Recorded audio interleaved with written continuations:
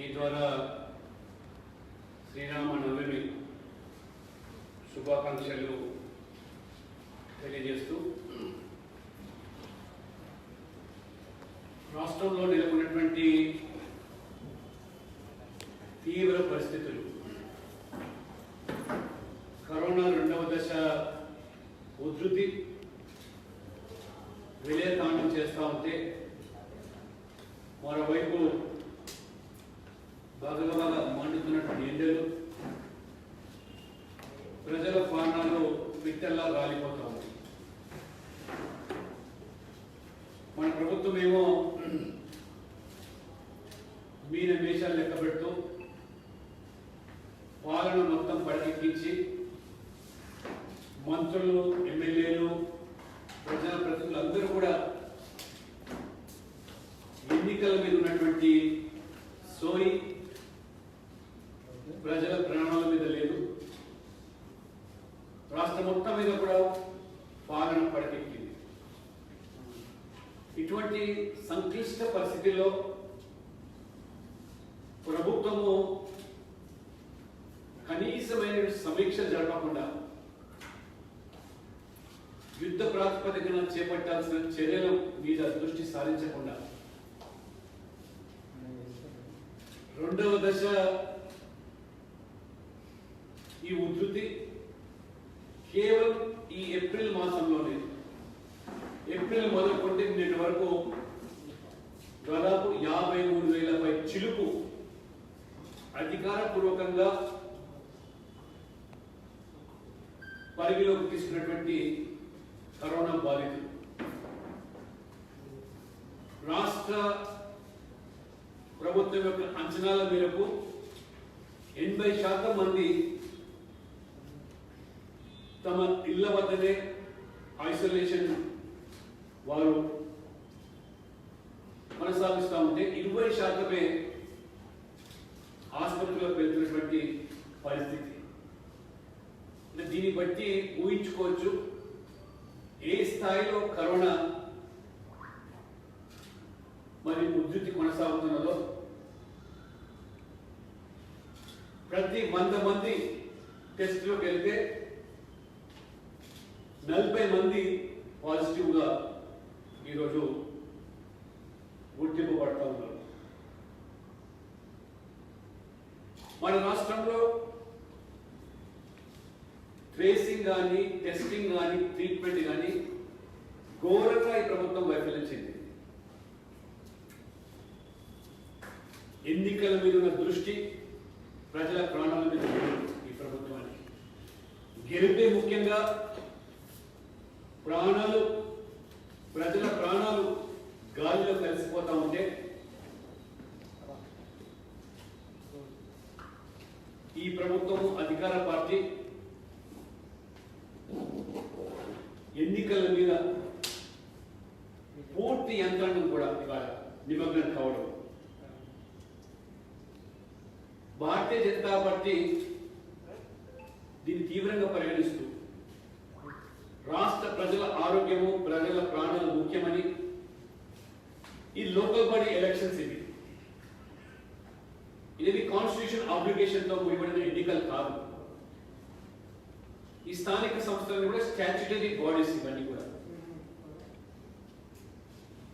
ప్రజల చేత ఎన్నుకోబడి ప్రతినిధులు కాకుండా అధికారుల ద్వారా కూడా మౌలిక సదుపాయాలు కల్పించడంలో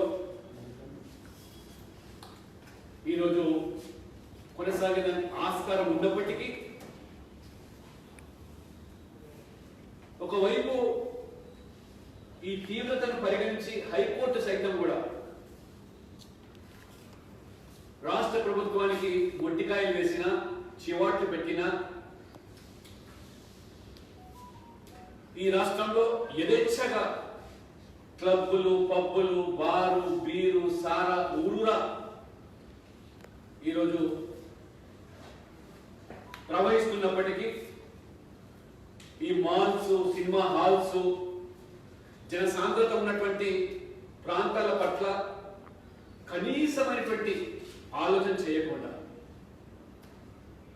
ఆదాయం సమకూర్చుకోవడమే ముఖ్యంగా భావించి ప్రజల ప్రాణాలతో చెలగాటమాడుతున్నటువంటి ఈ ప్రభుత్వం ముఖ్యమంత్రి గారికి కనీసం ఒకసారైనా ఈ విపత్తు మీద ఒక హెల్త్ ఎమర్జెన్సీగా భావించే సమయంలో సమీక్ష సైతం జరపకపోవడం. కాబట్టి అందుకనే వల్ల రాష్ట్ర భారతీయ జనతా పార్టీ గవర్నర్ గారికి వినతి పత్రం ఇవ్వడం జరిగింది. వారు అందుబాటులో లేరు కాబట్టి వారికి మధ్యాహ్నం మెయిల్ చేయడం జరిగింది. ఉన్న ఫలంగా మీరు జోక్యం చేసుకొని రాజ్యాంగ అధినేతగా ఈ మున్సిపల్ ఎన్నికలు వాయిదా వేయాలని చెప్పి భారతీయ జనతా పార్టీ కోరడం జరిగింది. వాస్తవంగా ఇటీవల రాష్ట్ర ప్రభుత్వం తీసుకొచ్చే కొత్త చట్టం మేరకు, ఈ కొత్త మున్సిపల్ చట్టం మేరకు రాష్ట్ర ప్రభుత్వం ప్రమేయంతోనే, రాష్ట్ర ప్రభుత్వం యొక్క సంప్రదింపులతోనే ఈ స్థానిక సంస్థలు మున్సిపల్ ఎన్నికలు జరగాలని స్పష్టంగా నిర్దేశించడం జరిగింది. హైకోర్టు కూడా రాష్ట్ర ఎన్నికల సంఘానికి సూచించింది.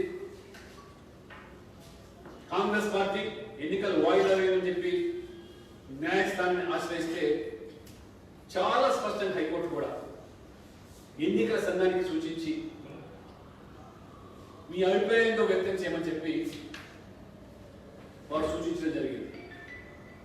ఎన్నికల సంఘం ఇవాళ తుది నిర్ణయం తీసుకోవడానికి రాష్ట్ర ప్రభుత్వం,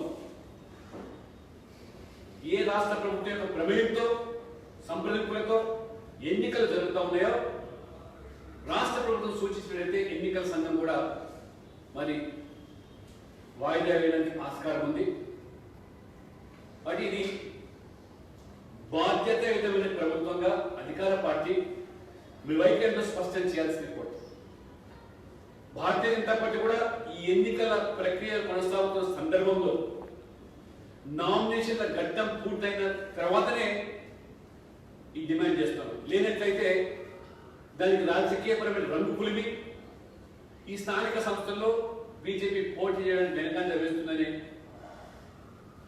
నేపథ్యంతో వాయిదా కోరుతున్నటువంటి అపవాదు రాకుండా దాదాపు అన్ని మున్సిపాలిటీలు కూడా 190% పైగా ఈరోజు భారతీయ జనతా పార్టీ అభ్యర్థులు బరిలో దించడం జరిగింది.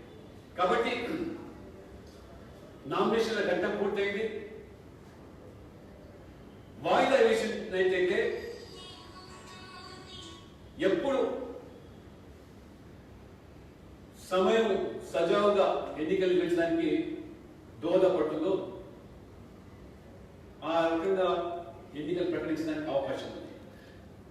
భేషజాలకు పోకుండా, పట్టింపులకు పోకుండా, రాజకీయపరమైన కోణంలో కాకుండా రాష్ట్ర ప్రజల ప్రయోజనాల దృష్ట్యా భారతీయ జనతా పార్టీ ఇవి స్థానిక సంస్థల ఎన్నికలు.